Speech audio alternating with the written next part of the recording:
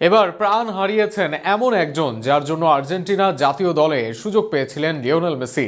মেসিকে খুঁজে বের করেছিলেন যিনি, যার জন্য স্পেনে না খেলে আর্জেন্টিনার হয়ে খেলেছিলেন লিওনেল মেসি। তার প্রাণ হারানোতে পুরো আর্জেন্টিনার ফুটবলে নেমে এসেছে শোকের ছায়া।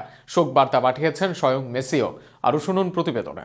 মেসির মতো জাদুকরের আর্জেন্টিনা দলে খেলার পেছনে যার ভূমিকা সবচেয়ে বেশি, তিনি এবার দুনিয়া থেকে বিদায় নিলেন। লিওনেল মেসির জন্ম আর্জেন্টিনায় হলেও তিনি বড় হয়েছেন স্পেনের বার্সেলোনা একাডেমি লা মাসিয়ায়। সতীর্থদের অনেকেই স্পেন জাতীয় দলে খেললেও সাউতো ও কোচ হুগো তোকাল্লির প্রচেষ্টায় নিশ্চিত হয় যে এই প্রতিভা আর্জেন্টিনার হয়ে খেলবেন। নাইজেরিয়ার অনূর্ধ্ব 20 বিশ্বকাপে স্পেন কোচিং স্টাফ মুগ্ধ হয়ে বলেছেন, বার্সেলোনার সেই ছেলেটি কোথায়, ওই সবার সেরা। দেশে ফিরে তোকাল্লি সাউতোকে দায়িত্ব দেন মেসিকে খুঁজে বের করার, তাদের মাধ্যমে নম্বর পাওয়া, এরপর মেসিকে বুঝিয়ে আর্জেন্টিনার জার্সিতে খেলতে রাজি করিয়েছিলেন তিনি।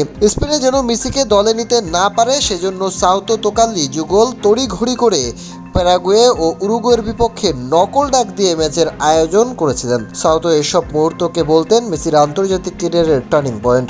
এবার তারই মৃত্যুতে আর্জেন্টাইন ফুটবলে নেমে এসেছে শোকের ছায়া, কেননা জাতীয় দলের দীর্ঘদিনের সমন্বয়ক ও ম্যানেজার সেই ওমর সাউতো আর নেই। 73 বছর বয়সী মৃত্যুবরণ করেছেন এই কিংবদন্তি ফুটবল সংগঠক। এর এক বিবৃতিতে জানায়, অপরমীয় শোকের সঙ্গে আমরা ওমর সাউতের মৃত্যু সংবাদ জানাচ্ছি। জাতীয় দলের প্রতি তার দায়িত্ববোধ, নিষ্ঠা ও মানবিকতার চিরদিন স্মরণীয় হয়ে থাকবে। আর্জেন্টিনা ফুটবল অ্যাসোসিয়েশনের সভাপতি ক্লাদিও তাপিয়া বলেন, আজ আকাশ আরও একটি আর্জেন্টাইন আত্মাকে গ্রহণ করলো। জাতীয় দলের জন্য তার অবদান ভাষায় প্রকাশের মতো নয়, তিনি সবসময় উদাহরণ হয়ে থাকবেন। লিওনেল মেসি স্বয়ং নিজেও স্মৃতিকাতর হয়ে পড়েছেন সাউতোর প্রয়াণে। হৃদয়স্পর্শী বার্তায় তিনি লিখেছেন, আপনি সব সময় পাশে ছিলেন, আপনি সেই মানুষ যিনি এর নজরে আমাকে এনেছিলেন।